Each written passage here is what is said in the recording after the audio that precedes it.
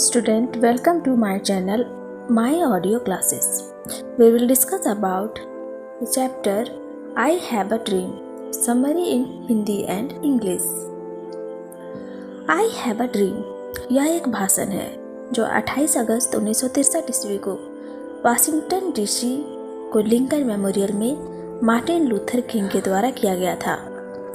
सन 1964 ईस्वी में Martin Luther king Nobel पुरस्कार पाने वाले सबसे युवा व्यक्ति थे। वे एक महान वक्ता तथा नागरिक अधिकार कार्यकर्ता थे। वे महात्मा गांधी की अहिंसात्मक नीति से प्रभावित थे। अलबामा नागरों का राज्य है। इस भाषण में किंग काले तथा गोरे के बीच रंग भेद की बात करते हैं। वे कहते हैं कि 100 वर्ष पहले आज़ादी की घोषणा पत्र पर लिंकन ने हस्ताक्षर किया था, लेकिन यह काले नगरों के लिए सफल न हो सका। नागरों की स्थिति दयनीय है। न्यायिक व्यवस्था को दिवालिया हो गया है। वे कहते हैं कि कई लोग बहुत जांच तथा पीड़ा के बावजूद आए हैं। नागरों अमेरिका के भूतपूर्व गुलाम थे। वे नेगरों से कहते हैं कि वे अपने अधिकारों को पाने के लिए अहिंसात्मक नीति का पालन करें। वे गोरे अमेरिकन को नफरत नहीं करते हैं। उनका सपना है कि एक दिन काले तथा गोरों के बच्चे एक साथ जिएं और खेलें। उनकी हत्या 4 अप्रैल 1968 ईस्वी को मेम्फिस में कर दी गई। मार्टिन लूथर किंग ने आई हैव अ ड्रीम शब्द को प्रयोग 9 बार किया है। मार्टिन लूथर किंग जर was a dynamic American leader who opposed racial discrimination and stood up for the citizenship rights of the black people. Given below are excerpts from his landmark speech, I Have a Dream. I am happy to join with you today in what will go down in history as the greatest demonstration for freedom in his history of our nation. 50 years ago, a great American, in whose symbolic shadow President signed the Emancipation Proclamation. This momentous decree came as a great beacon of hope. It came as a joyous daybreak to end the long night of the Negro lives on a lonely island of poverty in the midst of a vast ocean of material prosperity. 100 years later, the Negro is still languishing in the corners of American society and finds himself an exile in his own land. So we have come here today. In a sense, we have come to our nation's capital to cash a check. When the architects of our republic wrote the magnificent words of the constitutions and the Declaration of Independence, they were signing a promissory note to which every American was to adhere. This note was a promise. America has given the Negro people a bad check which has come back marked insufficient funds.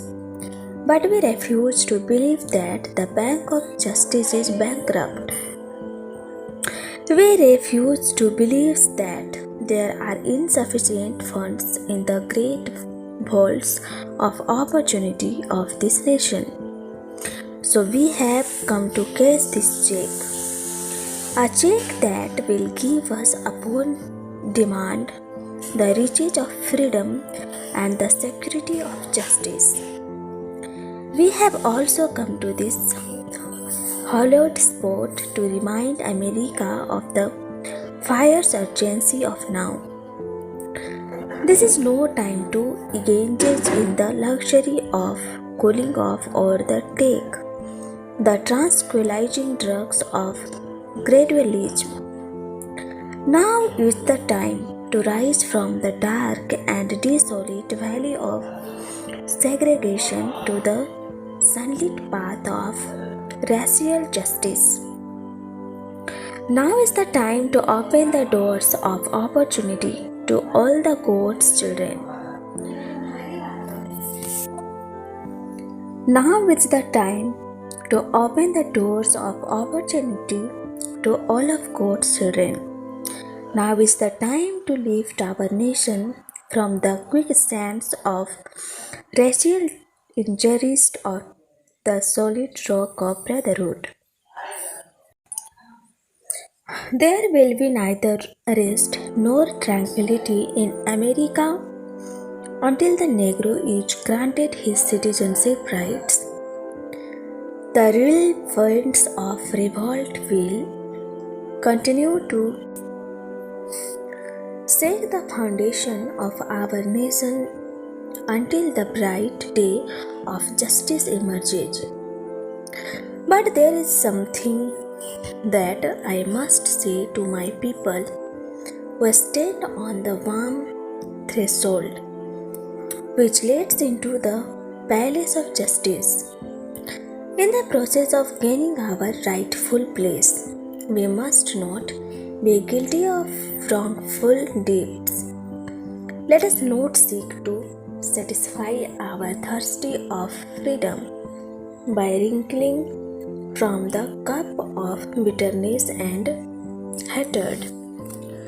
I say to you today, my friends, even though we face the difficulties of today and tomorrow, I still have a dream. It is a dream deeply rooted in the American dream. I have a dream that one day his nation will rise up, live out the true meaning of its creed. We hold these truths to be self-evident that all men are created equal. I have a dream that one day on the red hills of Georgia, sons of former slaves and the sons of former slave owners will be able to sit down together at the table of brotherhood. I have a dream that my 4 little children will one day live in a nation where they will not be judged by the color of their skin, but by the content of their character. I have a dream. When we allow freedoms to ring, when we let it ring from every city and every hamlet,